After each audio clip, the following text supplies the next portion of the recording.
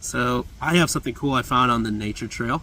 I have this beautiful Eastern Garter Snake, and this is a large female right here I'm holding. And Eastern Garter Snakes are found on the Canadian border all the way through North America, the Northeast. They are known for their beautiful checker pattern. It's more like a blue-green or turquoise that you can see out in the sun, and beautiful striping across the dorsal and the sides of their body. Now these guys, generally the males will stay about 8 to 10 inches and the females can reach about 18 inches or close to 2 feet depending on their food source. Female snakes can generally get larger than their average size. And their lifespan's about 15 to 20 years. Of course in the wild it's cut short through being hunted by predators or habitat destruction or humans harming them. Eastern Garter Snakes are really awesome for the ecosystem because they are not a species-specific predator that hunts one prey item. They're opportunistic eaters, so they will eat rodents, they'll eat frogs, lizards, amphibians, fish, small insects, invertebrates like earthworms, especially as the babies. They're eating a lot of arthropods or invertebrates until they get a large size like this. Then they can eat frogs and small fish and rodents like chipmunks and small mice. And then for disease control, if they're eating those small rodents that can spread Lyme disease or other zoonotic diseases that can spread to humans, they're great for the ecosystem. So if you see Eastern Garter Snakes, where generally they adapt pretty well to urban environments, if you see them in your garden, leave them alone. That means that you have a pest problem and they're going to eat everything in there and keep your garden protected. They're a farmer's or gardener's best friend. And they're also called garter snakes, not garden snakes. I always hear that all the time because people see them in their garden. It's garter, G-A-R-T-E-R, snake, which is this right here. So garter snakes are really awesome. They're actually one of the few reptiles in the Northeast that actually will come out when there's a little bit of snow out. They're, other than amphibians that come out and showing signs of spring, it's actually Eastern Garter Snakes that'll be right after them.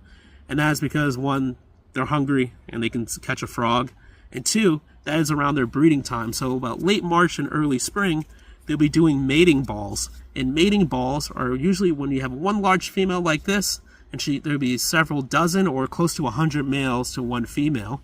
And those males are trying to get the opportunity to mate with her and spread their genetic diversity. And that helps out this female here. Each of her offspring will actually have different genetics from different fathers. So she's storing sperm from multiple males, not just one male, and just having the 50-50 ratio, which is great for this species. So there's nothing that's going to happen like bottle capping, which will be shrinking the genetic diversity, causing mutations and disease and die-off.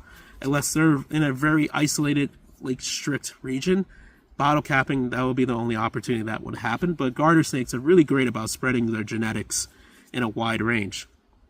As you can see, she is very nice and calm. Garter snakes are not harmful to people. They are rear fanged, so they do have a mild, or I should not even say mild, it's very, very light venom. It's only strong enough to kill small fish and amphibians. So as long as you're not a frog or a guppy, you're going to be okay.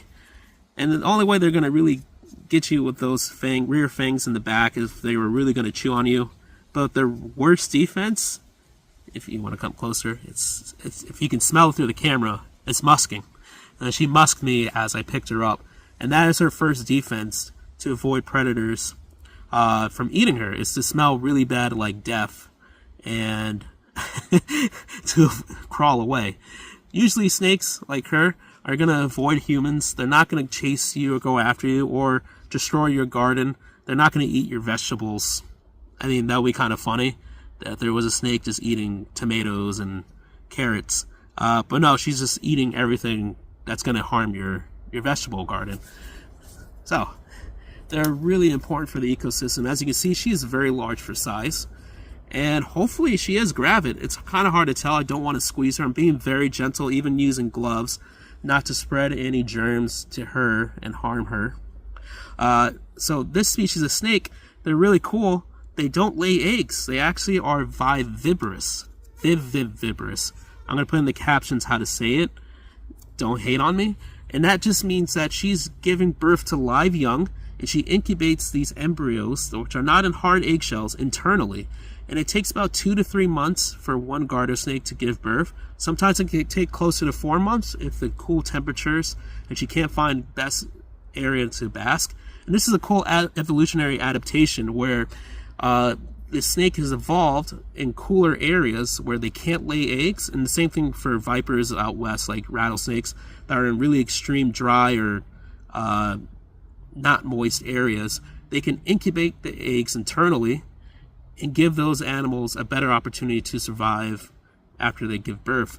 And all she needs to do is just regulate her body temperature throughout the day and stabilize those offspring internally.